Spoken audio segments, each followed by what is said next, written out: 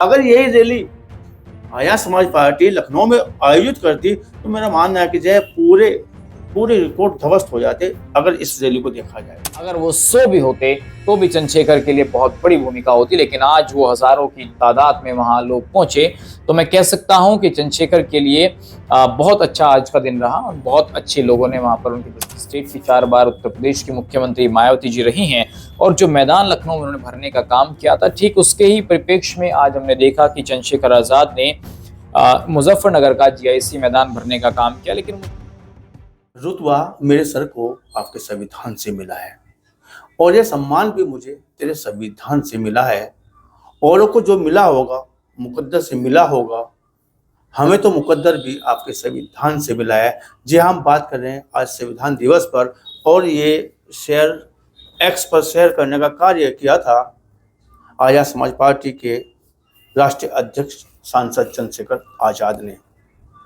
संविधान दिवस पर अगर हम बात कर रहे हैं तो आज एक बड़ी रैली संजोई गई थी। रैली नहीं, महारैली अगर कहा जाए तो अतिशयोक्ति नहीं होगी। मुजफ्फरनगर जीआईसी ग्राउंड पे एक रैली संजोई गई थी आर्य समाज पार्टी के द्वारा। कहा तो ये जा रहा था कि किसी सियासी दल ने इतनी हिम्मत नहीं की कि इस रैली स्थल को या इस जीआईसी मैदान को भरने का कार्य करे। लेकिन जो अपडेट आ रही है वो अपडेट यह है कि आज आर्य समाज पार्टी ने इस मैदान को खचाखच न केवल भरने का कार्य किया है बल्कि सियासी संदेश देने का कार्य किया है उस मैदान से जिसका नाम जीआईसी मैदान है। और मौका था संविधान दिवस और संविधान दिवस के नाम पर महारैली का नाम भी रखा गया था। रैली से क्या संदेश निकले 2027 के चुनाव पर और 2026 के पंचायती चुनाव पर क्या असर पड़ेगा, क्योंकि उत्तर प्रदेश की वो भूमि जिसको पश्चिमी उत्तर प्रदेश के नाम से जाना जाता है बड़ी उपजाऊ भूमि मानी जाती है सियासी तौर पर, क्या असर देखने को मिलेगा 2027 में और 2026 का पंचायती चुनाव पर बात करेंगे, चर्चा करेंगे, विश्लेषण करने का पूरा प्रयास करेंगे और किसकी नींद हराम हो गई आज की इस रैली के बाद, किसको पसीने आ गए सियासी तौर पर इस महारैली के बाद, इस तमाम मुद्दों पर बात करने का पूरा प्रयास करेंगे। हमारे साथ में राजनीतिक विश्लेषक और वरिष्ठ पत्रकार सचिन चौधरी जी हैं। आपका बहुत बहुत स्वागत। बहुत बहुत धन्यवाद अनुज जी, आपका भी स्वागत। सियासी तौर पर जो पसीने छुड़वा दिया आज तमाम सियासी दलों में इस बात की चर्चा है कि इतनी भीड़, आकूत भीड़, सुनने में आता है कि जय बहन कुमारी मायावती ने भी उस स्थल पर एक रैली करने का कार्य किया था। मैं बात कर रहा हूँ लोकसभा चुनाव 2024 की शायद वो बात है, 2019 की बात है। तो उस ग्राउंड को नहीं भर पाई। तमाम तरह के जो है वहाँ पे आंदोलन हुए, तमाम तरह के संघर्ष हुए, किसान आंदोलन वगैरह भी हुए, उसमें भी शायद इतनी भीड़ नहीं जुट पाई जितनी भीड़ आर्य समाज पार्टी ने जुटाने का प्रयास किया। कैसे देखते हैं निगेबानी आप? देखिए लखनऊ का जो मैदान अभी मायावती जी ने भरा था वो मैदान तो शायद सत्ताधारी लोग भी नहीं भर पाए।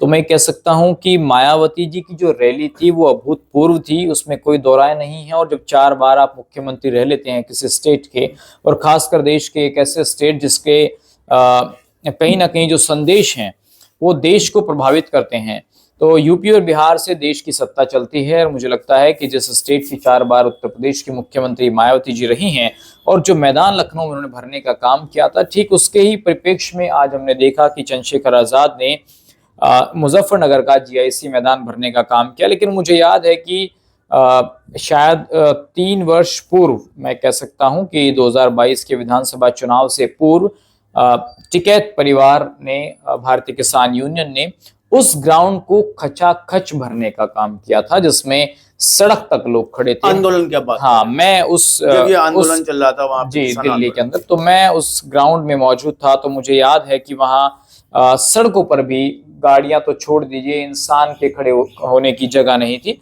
लेकिन आज तारीफ करनी होगी चंद्रशेखर आजाद की, एक सांसद होते हुए सहारनपुर से एक ऐसे समाज से निकला बच्चा जो संविधान को, बाबा साहेब को और रविदास जी को अपना आदर्श मानता है, वो नगीना से सांसद बन जाता है और उसके बाद वो उस बहुजन के वोट को कहीं ना कहीं साधने का प्रयास करता है और उसको साधते साधते वो सांसद बन जाता है। तो मैं प्रयास के उनकी तारीफ करूंगा चंद्रशेखर की, क्योंकि आज के इस दौर में अनुज जी आप 100 लोग इकट्ठे करके दिखा दीजिए, मैं उसकी भी तारीफ करूंगा। लेकिन आज चंद्रशेखर की रैली में दूर दूर तक जनमानस था ठीक है वो लखनऊ का मैदान भले ही ना हो, लेकिन वो जीआईसी मुजफ्फरनगर का जो ग्राउंड था, तो जितने भी लोग वहां आए वो चंद्रशेखर के प्यार में आए, उनके सपोर्ट में आए। अगर वो 100 भी होते तो भी चंद्रशेखर के लिए बहुत बड़ी भूमिका होती, लेकिन आज वो हजारों की तादाद में वहां लोग पहुंचे। तो मैं कह सकता हूं कि चंद्रशेखर के लिए बहुत अच्छा आज का दिन रहा और बहुत अच्छे लोगों ने वहां पर उनकी प्रेजेंस दिखाई। ये तो सही है कि जो सियासी दलों में या सियासी गलियारों में इसका पलटवार माना जा रहा है मायावती की उस रैली का, जो बहुजन समाज की रैली थी और बहुजन नायक काशीराम जी की पुण्यतिथि पर जिसको आयोजित किया बिल्कुल गया सही बात है, अक्टूबर के माह में। लेकिन अगर देखा जाए तो जो है वो पूरे प्रदेश की ना केवल रैली थी, उसमें अलग अलग प्रदेशों से भी लोग भाग आए थे। बिल्कुल। और मायावती के ना केवल चाहने वाले थे, माननीय काशीराम जी को जो अनुयायी, उनके समर्थक, उनके तमाम लोग वहां पहुंचने का कार्य किया है। लेकिन अगर मैं बात करता हूँ मुजफ्फरनगर की इस रैली को, जो केवल 3 मंडलों की रैली थी, उसमें बाहर से कोई व्यक्ति को नहीं बुलाया गया था। अगर कोई आ जाए अलग विषय है, लेकिन मुख्यतः 3 मंडलों की रैली रही है और इस रैली ने एक बड़ा संदेश दिया है। अगर यही रैली आर्य समाज पार्टी लखनऊ में आयोजित करती तो मेरा मानना है कि जो पूरे रिकॉर्ड ध्वस्त हो जाते, अगर इस रैली को देखा जाए तो। नहीं, ऐसा नहीं है, इसमें थोड़ा सा आपको करेक्शन करना पड़ेगा। अगर ये रैली लखनऊ में होती तो शायद रैली फ्लॉप हो जाती, मैं ऐसा मानता हूं। लखनऊ में बहन जी ही रैली कर सकती हैं, क्योंकि बहन जी का कैडर पूरे उत्तर प्रदेश में है, जबकि चंद्रशेखर का कैडर पश्चिम उत्तर प्रदेश में है। तो क्या चंद्रशेखर को नहीं लगा होगा कि उसी काशीराम के जिस कार्यक्रम को लेकर के जो बहन जी की पुण्यतिथि, तो वहां पर जो है काशीराम जी की पुण्यतिथि पर बहन जी ने जो कार्यक्रम किया था तो वहां कर लीजिए। तो पश्चिम उत्तर प्रदेश के ऐसे मंडल के एक ऐसे जनपद को ही क्यों चुना गया? अनुज भाई, हमने आपसे पहले भी डिस्कशन किया था कि आजाद समाज पार्टी का जो अभी बेस वोटर है, जो उनका वर्चस्व है, पश्चिम उत्तर प्रदेश में है, और उसकी एक कह सकते हैं कि राजधानी वो मुजफ्फरनगर है। आप उस रैली के कुछ चुनिंदा चीजें उठाकर देखें, जिसमें वो हल उठा रहे हैं, जिसमें ट्रैक्टर है, जिसमें ट्रॉली है, जिसमें ट्रॉली में गन्ने रखे हुए हैं। तो क्या संदेश इससे जा रहा है कि चंद्रशेखर पहले पश्चिम उत्तर प्रदेश को साधने की कोशिश कर रहे हैं, जहां से वो आते हैं।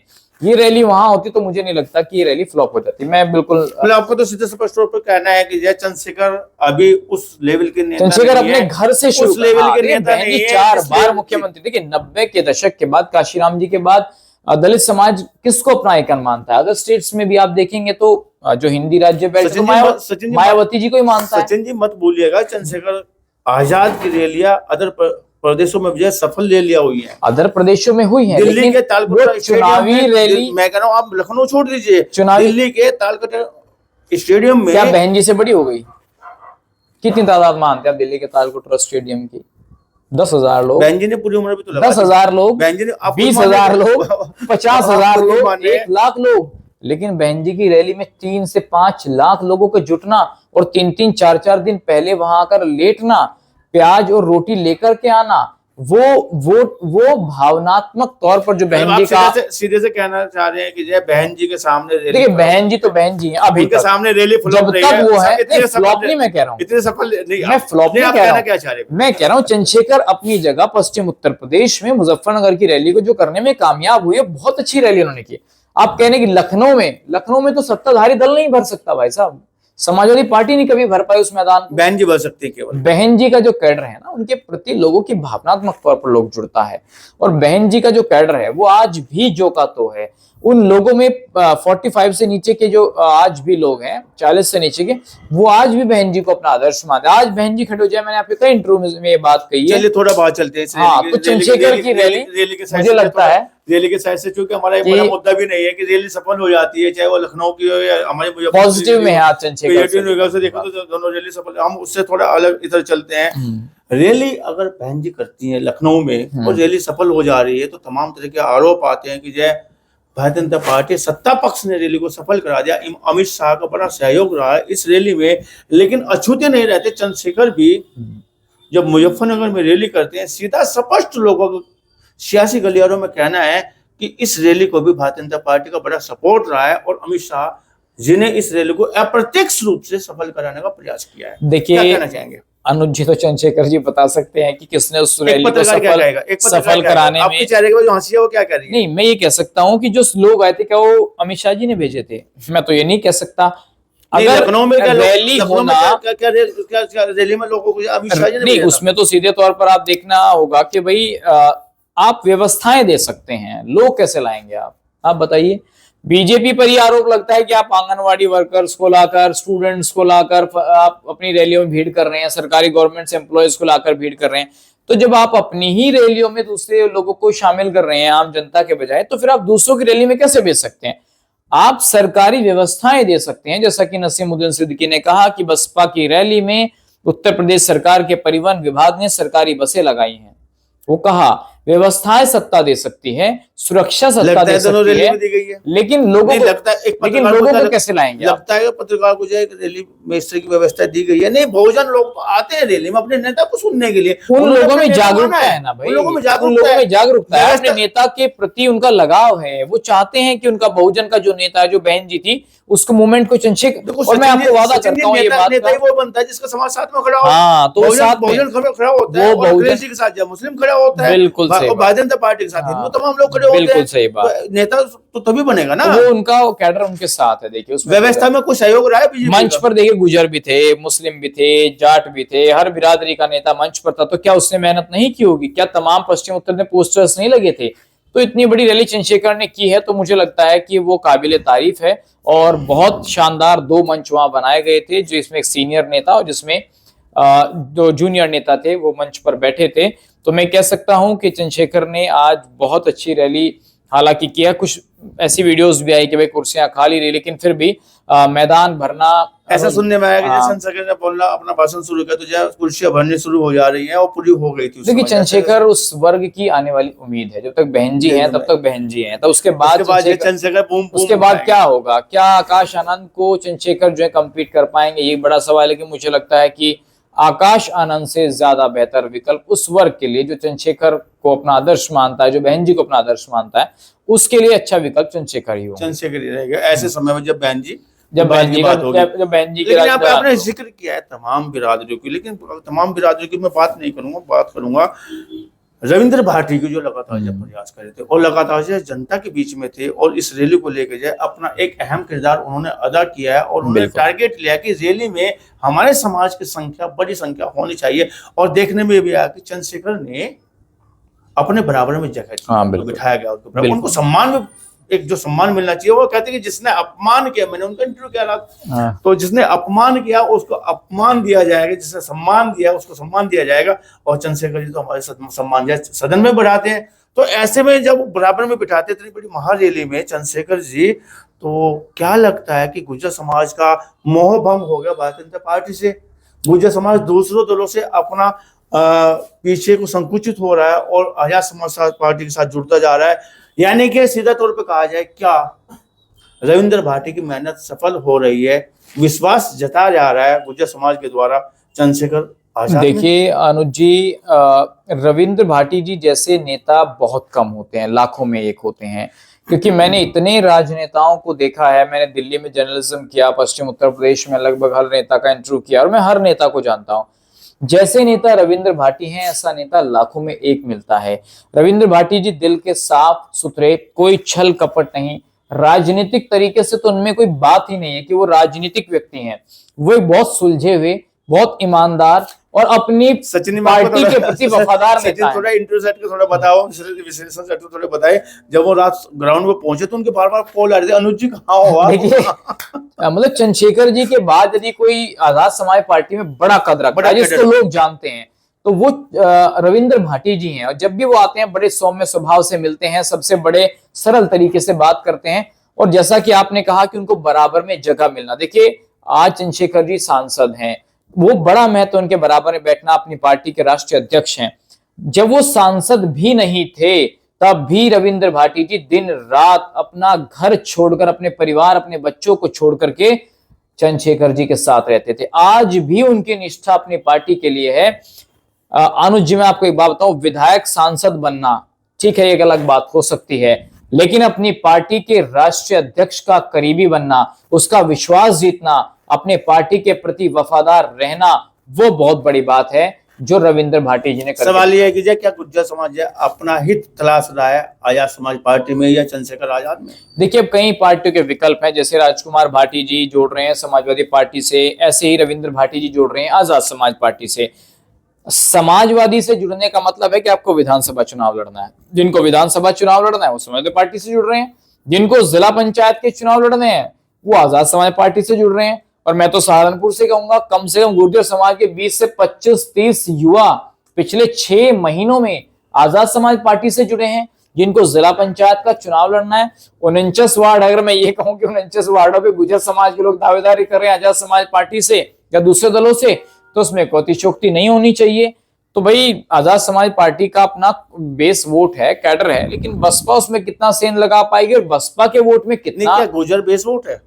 नहीं, जो बेस वोट जो बेस वोट है उसमें गुर्जर, उसके ऊपर एडिशनल तो गुर्जर है ना। बेस वोट आप बसपा का और चंद्रशेखर जी का समझ नहीं, मेरा सवाल आपसे सचिन जी स्पष्ट रूप से कहना है, क्या अपना हित तलाश रहा है, चाहे मीर भोज की प्रतिमा को लेकर आओ, उनकी प्रतिमा पे कालिक पोते जाने को रहा हो, या मान सम्मान प्रतिष्ठा को लेकर आओ, क्या अपना हित तलाश रहा है आजाद समाज पार्टी में गुर्जर समाज? नहीं, देखिए मैं वही कह रहा हूं कि गुर्जर समाज तो बीजेपी को भी वोट करेगा। ऐसा नहीं कि बीजेपी को वोट नहीं करेगा। बीजेपी ने ऐसा भी कुछ नहीं कर दिया कि गुर्जर समाज जो एक तरफा उससे अलग हो जाए। मैंने आपके पहले इंटरव्यू में भी जैसा कि कहा कि क्या एक मंत्री पद मिल जाने से गुर्जर समाज का विकास हो जाएगा? वो उसका व्यक्तिगत विकास तो हो सकता है अनुज जी, वो समय अब चला गया कि जब चौधरी यशपाल सिंह जी मिनिस्टर होते थे, राजेश पायलट जी होते थे, नारायण सिंह जी होते थे, रामचंद्र विकल जी होते थे, तब आपका बहुत बड़ा ओरा होता था और आपके बच्चों को नौकरियां मिल जाती थी, आपके समाज की तरक्की हो जाती थी। आज परिप्रेक्ष्य बिल्कुल उल्टा है। आज आप ये सोच रहे हैं कि बीजेपी आपको कैबिनेट मंत्री दे दी उत्तर प्रदेश में और केंद्र में और आपका विकास हो जाएगा। विकास कैबिनेट मंत्री मिलने से नहीं होगा। आप शर्त लगा लीजिए, जांच करा लीजिए कितने कैबिनेट मंत्री बने पिछले 10 वर्षों में और विकास कितना हुआ। गुर्जर समाज का खुद का विकास हुआ है। एक गाड़ी तो 10 गाड़ियां हो गई, एक संपत्ति 10 संपत्तियां हो गई। गुर्जर समाज का है, गुर्जर समाज तो आज भी टिकटार्थी हर पार्टी में, बसपा में टिकटार्थी है, आजाद समाज पार्टी में टिकटार्थी है, बीजेपी में टिकटार्थी है, तो समाजवादी पार्टी में टिकटार्थी है। मोनोपोली तो नहीं है ना गुर्जर समाज की। तो भाई ये कहना कि गुर्जर समाज क्या बीजेपी से छिटक रहा है, तो ये बिल्कुल गलत है। गुर्जर समाज जो है अपने हिसाब से जहां उसको लगेगा वो वोट देगा। लड्डू तो नहीं कह सकते, जहां गुर्जर प्रत्याशी उसे लगेगा जीतने वाला। आप ये भी नहीं कहना चाह रहे, जीतने ये भी मान रहे हैं गुर्जर समाज वहां वोट देगा जो मुझे लगता है कि जहां गुर्जर समाज का प्रत्याशी जीतने के स्टैंड पे होगा वहां वोट। हम दूसरे मुद्दे पे भी बात करेंगे, लेकिन एक तरफ आप ये कह रहे हैं कि बड़ा सम्मान मिला रविंद्र भाटी को, बराबर में बिठाया जा रहा है। एक तरफ आप ये कह रहे हैं कि जो उसको ठीक ठाक के ग्रुप में दूसरी पार्टी में खड़ा हुआ है, तो कहने के गुर्जर समाज जो सम्मान एक्सेप्ट नहीं कर पा रहा है जो आजाद समाज पार्टी के द्वारा दिया जा रहा है। बसपा में मोनोपोली किस समाज की थी आप बताइए? समाजवादी पार्टी में मोनोपोली किस समाज की थी आप बताइए? आपको तो पता है। बीजेपी में मोनोपोली किन लोगों की है? तो दूसरे समाज तो भाई सिर्फ और सिर्फ टिकटार्थी है ना वहां पर। आप राष्ट्रीय महासचिव तो चौधरी उदय सेन जी भी हैं, राष्ट्रीय महासचिव तो रविंद्र भाटी जी भी हैं, राष्ट्रीय उपाध्यक्ष तो शायद केंद्र में अलका गुर्जर जी भी हैं, प्रदेश में शायद मुझे लगता है कि यहाँ उपाध्यक्ष भी होंगे और केंद्र में सुरेंद्र सिंह नागर मुझे लगता है वो बड़े पदों पर है। ये पद देना और मोनोपोली होना, मोनोपोली क्या मतलब है कि आपने जो कहा वो होना चाहिए, तो वो बड़ा महत्व रखता है। चलिए आगे चलते हैं। इससे चंद्रशेखर जब हमने संबोधन करे थे महारैली को, तो उन्होंने सीधा स्पष्ट कहा कि जय एक चंद्रशेखर को हटाओगे 203 चंद्रशेखर जो है सदन में भेजे जाएंगे। तो क्या इशारा था इस चीज को लेकर? बड़ी बात कही है उन्होंने इस बात। देखिए सदन की ही काउंटिंग होती है। देखिए आपने सुना होगा कि भाई जिसकी जितनी संख्या भारी उसकी उतनी हिस्सेदारी, जितनी आपकी संख्या भारी होगी उतनी आपकी हिस्सेदारी होगी। तो ये काम जयंत चौधरी बहुत बखूबी कर रहे हैं। जयंत चौधरी ने अपने जितने विधायक थे उनके साथ बीजेपी के साथ पैचअप किया, फिर वो राज्यसभा बने, समाजवादी पार्टी से मंत्री बन गए बीजेपी के साथ जाके। तो अब चंद्रशेखर भी सोच रहे हैं कि भाई उनके ज्यादा से ज्यादा विधायक जीत कर आए। वो एक चंद्रशेखर सांसद बन गए, ठीक बात है, लेकिन अब विधानसभा का चुनाव आ रहा है तो चाहते हैं कि ज्यादा से ज्यादा विधायक उनकी पार्टी के जीतें, तभी तो कहीं ना कहीं बार्गेनिंग करेंगे। चाहे अखिलेश यादव की सरकार आए तो वहां बार्गेनिंग करेंगे, बीजेपी की सरकार आई तो भाई उनसे बात करेंगे। तो इतिहास में क्या ऐसा नहीं हुआ कि मायावती जी ने बीजेपी के साथ मिलकर सरकारें नहीं चलाई हैं? ऐसा भी हुआ है। तो अखिलेश यादव को हटाने के लिए कब बीजेपी चंद्रशेखर जी का समर्थन ले ली, ये कोई बड़ी बात नहीं। लेकिन पहली बात तो ये है कि कितने चंद्रशेखर आप सदन में भेज रहे हैं। विधायक कितने भेज रहे हैं, सांसद कितने बना रहे हैं। तो वो इशारा उनका उस तरफ था कि भाई जो एक विधायक बनेगा वो भी चंद्रशेखर ही बनेगा, चाहे वो रविंदर भाटी बन जाए, चाहे फिर नवाजी शाह आलम साहब बन जाए, चाहे और जितने पार्टी आज लोगों ने ज्वाइन किए वो बन जाए। सिंबल अगर केतली का रहेगा तो सीधी सी बात है उनको चंद्रशेखर के रूप में देखा जाएगा। बिल्कुल सही बात है। लेकिन यहाँ पे एक बात आ रही है कि जो बहुजन की 2 रैली अभी हाल फिलहाल में हुई, चाहे वो लखनऊ की रैली की बात की जाए या बात की जाए मुजफ्फरनगर रैली की आजाद समाज पार्टी की, बीजेपी को लेकर बड़ा सॉफ्ट कॉर्नर रहा है दोनों रैली में। हालांकि जय चंद्रशेखर ने तो बोला कि मेरी सिक्योरिटी को लेकर उन्होंने एक प्रश्नवाचक चिन्ह उठाया है आज। तो क्या बीजेपी को सॉफ्ट कॉर्नर रखना दोनों की बहुजन समाज पार्टी के दोनों या बहुजन रैलियों में, क्या लगता है कि बहुजन या बीजेपी प्रेम अभी है अंदर मन में? बीजेपी को तो मुझे लगता है कि इस रैली के बाद खुश होना चाहिए। मैं वही ना कह रहा हूँ। खुश किस लिए होना चाहिए कि देखिए अखिलेश यादव जी को डेंट कौन कर रहा है? असदुद्दीन ओवैसी कर रहे हैं उत्तर प्रदेश में। अगर बसपा मुस्लिम प्रत्याशी उतारते तो वो डेंट कर रही है। अब चंद्रशेखर भी उसी वोट को साध रहे हैं। अगर मुस्लिम को लाते हैं तो भाई नवाजी शाह को ले आए, या अफजाल खान साहब अभी ननौता में आ गए, या और मुस्लिम नेता मेरठ में जो आए हैं, नहीं अपने जो बेट वाले चेयरमैन साहब हैं। हाँ, तो ये आ रहे हैं। तो किसको नुकसान है? समाजवादी पार्टी को नुकसान है ना। अब बसपा को नुकसान तब होगा जब चंद्रशेखर का ग्राफ बढ़ेगा। तो जैसे ही चंद्रशेखर का ग्राफ बढ़ेगा तो क्या होगा भाई, 40 से 7 इधर आ जाओ और 40 से नीचे के इधर आ जाओ। तो जो 35-40 से इधर के वो बहन जी के पास चले जाएंगे, और इधर हैं तो वो चंद्रशेखर जी के साथ चले जाएंगे। और फिर जिनको योजनाओं का लाभ मिला है जो उनके साथ जाएंगे। और जो बीजेपी को हरा रहा है समाजवादी पार्टी का कैंडिडेट, वो पीडीए के नाम पर वहां जाएगा। तो जो ये मुस्लिम यादव से अखिलेश यादव पीडीए पर आए थे, ये बीजेपी के लिए बहुत बड़ी टेंशन थी। जो मुझे लगता है कि अभी जो वोटों का डिस्ट्रक्शन होगा, वोटों का डिस्ट्रीब्यूशन होगा, चाहे मैं कितना भी कह लूं या अखिलेश जी कितना भी कह लें या चंद्रशेखर भी कह लें, लेकिन जब वोट पड़ता है ना अनुज भाई, तो वो बहुत सोच समझकर वोट पड़ता है। वहां पर कौन किसको हरा रहा है, बीजेपी हराने के लिए सिर्फ 2 कौम काम कर रही है। 2, एक मुस्लिम और दलितों में भी खासकर जो मैंने पहले बताया था, वो काम कर रहे हैं। इसके अलावा और बताइए बीजेपी कौन हराना चाहता है? और इन्हीं में बंटवारा है, इन्हीं में बंटवारा है। आप देख नहीं बिहार में क्या हुआ, कहाँ तेजस्वी यादव सिमट गए हैं। क्या तो सरकार शपथ ले रहे थे, क्या घर चले गए? हरियाणा को देख लीजिए। हरियाणा को तो यहाँ भी मुझे लगता है कुछ ऐसा ही होगा। जब चंद्रशेखर जी हैं, ओवैसी जी हैं, और वहां तो इतने बड़े दल नहीं, यहाँ तो देख लीजिए कितने बड़ा उत्तर प्रदेश है। तो ये मुझे लगता है वोटों का डिस्ट्रक्शन होगा। आप ये कहना चाह रहे हैं कि अखिलेश यादव जी ने जैसे कहा था बिहार के चुनाव के बाद में कि खेला नहीं होने दिया जाएगा, इन चीजों से फर्क पड़ता है। SIR का क्या बड़ा नहीं, जेल से हट के थोड़ा बात करना चाह रहा हूं। आपने कहा कि कहीं ना कहीं इसका इलाज हो जाएगा, तो क्या लगता है कि SIR को लेकर बड़ा नुकसान? SIR का तो लाभ, अगर देखिए विपक्ष तो बीजेपी का लाभ देख रहा है, लेकिन अब बीजेपी का लाभ मत देखिए इसमें देश का लाभ है। अब डिटेंशन सेंटर बनाए जा रहे हैं। डिटेंशन सेंटर में कौन रहेगा? हम आप तो नहीं रहेंगे ना, हम तो यहीं के निवासी हैं, हमारे तो प्रमाण पत्र हैं। कौन रहेगा? वो रहेगा जो घुसपैठिया है। वो रहेगा कि भाई जो देश के खिलाफ विरोधी गतिविधियों में शामिल है, जिसकी 2 जगह वोट थी, 1 बन गई। क्या दिक्कत है भाई? आपने तो कहा था राहुल गांधी जी ने कि भाई देखो एक मॉडल ब्राजील से आई, 22 जगह उसका फोटो है। अगर उस ब्राजील की मॉडल का 1 जगह फोटो हो जाए तो क्या दिक्कत है राहुल गांधी को? तो SIR तो होना जरूर। इसमें बीजेपी को लाभ मिले ना मिले, अब ये तो विपक्षी एजेंडा है ना। चुनाव आयोग में कोई एप्लीकेशन है, कोई शिकायत नहीं है। मैंने पहले भी आपको बताया था ना। सुप्रीम कोर्ट में जवाब देंगे कि सुप्रीम कोर्ट खुद आए राहुल गांधी जी से पूछने के लिए कि भैया आप कुछ शिकायत दोगे? अब सुप्रीम कोर्ट के CJI तो आएंगे नहीं। तो ये बेबाक की बात है। एक बड़ी बात आ रही है कि आप पीडीए को हवा निकालने का प्रयास किया जा रहा है इन बहुजन रैलियों को सफल कराने के बाद। देखिए निश्चित तौर पर मैं समझ गया इस बात को। देखिए हर आदमी अपनी राजनीति को साधने की कोशिश करता है।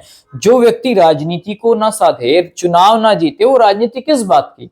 अब अखिलेश यादव ने तो कहते कि बिहार जीतने के बाद ये उत्तर प्रदेश है, अब यहाँ पीडीए को नहीं तोड़ पाएंगे और ये कर देंगे, CCTV लगा देंगे। क्या हो जाएगा इन चीजों से?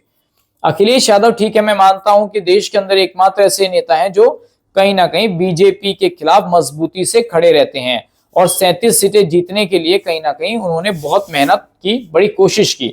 तो वो बड़े प्रमुख तौर पर बीजेपी को टारगेट करते हैं। निश्चित तौर पर इसमें कोई दो राय नहीं है, लेकिन मुझे नहीं लगता कि इतना आसान होगा उत्तर प्रदेश में बीजेपी को। सचिन जी, एक अंतिम सवाल आपकी ओर आ रहा है कि जिस प्रकार से एक सदैव राजनीतिक की तरह यह सियासी व्यक्ति की तरह जिस तरह से आज चंद्रशेखर भाषण देखने को मिला है, क्या लगता है कि लंबी दूरी या कोई स्क्रिप्ट उनको मिली थी कि ऐसा बोलना है? नहीं, चंद्रशेखर जी अपनी राजनीति को साधने की हालांकि कोशिश कर रहे हैं। मैं ये कहता हूँ, आप कह रहे हैं, 2-3 बार आपने कहा कि क्या उनको स्क्रिप्ट मिली है, क्या सत्ता से संरक्षण मिला हुआ है, या किसने उनकी रैली सफल नहीं, मैं नहीं कह रहा हूँ, चलिए सियासी दल कह रहे हैं, सियासी पंडित कह रहे हैं, मान भी लो, मकसद क्या है? मकसद को अमित शाह को हटाना तो नहीं है, मकसद तो खुद के राजनीतिक वजूद को मजबूत करना है। विपक्ष के सहयोग से मिलेगा तो भी सही, सत्ता के सहयोग से मिलेगा तो भी खुद सही। को मजबूत करना है, खुद को मजबूत करना है। क्या मायावती जी ने काम नहीं किया था? बहन जी ने नहीं किया था क्या काम? बताइए। 92 में जब गेस्ट हाउस कांड हुआ, मायावती जी मुख्यमंत्री बनी, और 93-94 के बाद जो परिस्थिति बनी गेस्ट हाउस कांड, और 95 में क्या मायावती जी मजबूत नहीं? एक बार तो सीएम बन गई थी ना। एक बार सीएम बन जाइए, उसके बाद तो आप हाँ, बस वही बात है। अब चंद्रशेखर उसको बीजेपी के साथ मिलकर खोलेंगे, ये तो उनको देखना है, या वो अखिलेश यादव के साथ मिलकर खोलेंगे, ये उनको तय करना है कि किस चाबी में, किस ताले में रहना है। सचिन जी, 2027 पे क्या फर्क पड़ेगा, या 2026 के पंचायती चुनाव पे क्या फर्क पड़ेगा? देखिए, पंचायत चुनाव में जितनी उनकी सीटें, हो सकता है कुछ और सीटों में इजाफा हो जाए, और चंद्रशेखर, मैं कह रहा हूँ, भरते हुए नेता हैं उस समाज के, जो समाज उनको पूछता है, जो समाज उनको अपना आदर्श मानता है, निश्चित तौर पर। और बहन जी को लेकर के बड़े सवाल हैं कि वो उसके, मायावती जी जो है बीजेपी की पढ़ रही हैं, और उनका लगभग 80-90% लोगों को पता है कि वो किस विचारधारा पर काम कर रही हैं। चंद्रशेखर के अभी जो है कुछ चीजें छिपी हुई हैं, वो समय समय पर अब देखेंगे, क्लियरिटी नहीं है। लेकिन हाँ, ये कह सकता है कि मायावती से ज्यादा जो संघर्ष आज के टाइम पे कर रहा है वो चंद्रशेखर भाई कर रहे हैं, और बड़ी मेहनत से कर रहे हैं, बड़े मुद्दों को उठाते हैं। अब कहाँ तक जाएंगे, कितना चलेंगे, कितने सीट्स में कन्वर्टेड होगा, कितना वोट परसेंटेज होगा, ये तो वक्त बताएगा मुझे। फिर अंतिम छोटी सी बात आपसे करना चाहूंगा कि आश्वासन बहुत दिया चंद्रशेखर ने आज की रैली में, चाहे युवाओं को लेकर रहे हो, किसानों को लेकर रहे हो, उसके डीएपी को लेकर रहा हो, रोजगार बेरोजगार को लेकर रहा हो, उद्योगों को लेकर रहा हो, कानून व्यवस्था को लेकर, बड़ा आश्वासन देने का कार्य किया। क्या वो सपने दिखाने का प्रयास किया जो सावन में दिखाए जाते हैं? देखिए, अभी तो विपक्ष में तो आदमी आश्वासन ही दे सकता है, उनके पास अभी देने के लिए कुछ नहीं है, तो वो आश्वासन ही दे सकते हैं कि भाई ये करेंगे वो करेंगे। लेकिन हर चीज सिस्टम से होती है। ये बात सही है कि डबल इंजन की सरकार जो काम कर सकती है वो सिंगल इंजन की नहीं कर सकती है, उसके पास लिमिटेड फंड्स होते हैं। मैंने जैसा कि बिहार में कहा था, अभी 3.25 लाख करोड़ तक का जो बजट है वो पहुंच गया है, लेकिन इनकम आपकी जो है नीतीश कुमार जी की वो 2 या 2.5 तक के आसपास है। समझो कि तो फिर वो बड़े दूर के सपने हो जाते हैं, 2:1 का बजट। हाँ, वहां पर जो सपने हैं, जो अब केंद्र से मदद नहीं मिलेगी तो आप क्या काम कर पाएंगे? अब ठीक है, चंद्रशेखर सपने दिखा रहे हैं कि ये हो जाएगा वो हो जाएगा, लेकिन जब सत्ता में आते हैं तो परिस्थिति कुछ और होती है। ये एक विपक्ष में नैरेटिव होता है कि हम विपक्ष में रहेंगे तो ये वायदे करेंगे, सत्ता में आएंगे तो कैसे पूरे करेंगे। कहाँ गए 2 करोड़ योजना और नौकरी की बात तेजस्वी यादव ने की थी, हर घर को नौकरी देने की बात तेजस्वी यादव, तो जनता ने नकार दिया, सबको पता है। अब सिस्टम जो है, सिस्टम वादों से नहीं चलता, धरातल पे चलता है, फाइनेंस से काम चलता है भाई साहब। घर भी परिवार जो पैसे से चलता है, सरकार ये पैसे से चलती है, पैसा आएगा कहाँ से, बड़ी बात है। लेकिन एक देखने वाली बात है सचिन जी कि ये जितने पदाधिकारी भीम आर्मी से जुड़े हुए या आजाद समाज पार्टी से जुड़े हुए, उनमें अधिकतर टिकट की दौड़ में खड़े हुए हैं। वो कह रहे कि टिकट हमें मिले। तो मैं वही तो कह रहा था अभी आपको कि हर आदमी टिकट मांग रहा। बसपा के टाइम पे हर समाज ने टिकट नहीं मांगा, बसपा के यहाँ भागीदारी थी, वो खुद ही टिकट मांग। लेकिन अब वो लोग इतने एक्टिव हो गए, खुद ही टिकट मांग रहे, दूसरा समाज कहाँ जाएगा? जिन लोगों ने भीम आर्मी बनाई थी, जो लड़ाई लड़ी थी, संघर्ष किया था, वो आज विधायक की दौड़ में। मैं कह रहा हूँ जिनको मिलेगा टिकट, ठीक है, तो बहन जी तैयार है। क्या चंद्रशेखर सब लोगों को जो मैनेज कर पाएंगे? नहीं, देखिए, वो तो मैनेज करना पड़ता है। आप ये नहीं समझ सकते कि आप सिर्फ दलित समाज को टिकट दे देंगे, गुजरों को दे देंगे, जाटों को दे देंगे, मुसलमान, ऐसा नहीं होता है। कोई भी राजनीतिक दल ऐसा नहीं करेगा। वो कहीं ना कहीं जातिगत और धर्म के हिसाब से सारी सेटिंग बनाएगा, उस हिसाब से टिकटों का बंटवारा भी होगा। ये कहना कि 50 गुजर टिकट मांग लेंगे तो क्या 50 को मिल जाएगा? नहीं मिलेगा। मुस्लिम मांगने लग जाएंगे तो मिल जाएगा? नहीं मिलेगा। दलितों को मांग नहीं मिलेगा। तो वो एक सिस्टम है पार्टी का। नाराजगी झेलनी पड़ सकती है? कोई नाराजगी नहीं, जिसको टिकट मिलता है पार्टी के हिसाब से वोट पड़ता है। और अब वो टाइम चला गया कि आप इतने बड़े नेता तो आप प्रभावित कर सकते हैं। मुझे नहीं लगता कि कोई किसी को प्रभावित कर सकता है। अब वोट पार्टी कैडर के हिसाब से पड़ता है मुझे। अब व्यक्तिगत वोट नहीं होता, व्यक्तिगत का अब जमाना चला गया। चौधरी सिंह जी का, रशीद मसूद साहब का, हुक्म सिंह, वीरेंद्र सिंह जी का वो टाइम चला गया। अब तो पार्टी बेस्ड वोट है, चाहे बीजेपी का हो, समाजवादी का हो। आप लड़ लीजिए समाजवादी पार्टी से, नकुल से आप जीत जाएंगे। चलिए, के लिए आपको बहुत बहुत धन्यवाद। सचिन जी, आपने बात की और पूरी तरह से इस रैली को लेकर विश्लेषण किया और मुद्दे पे भी आपने परिचर्चा की है, इसके लिए आपको बहुत धन्यवाद। बहुत धन्यवाद, बहुत शुक्रिया।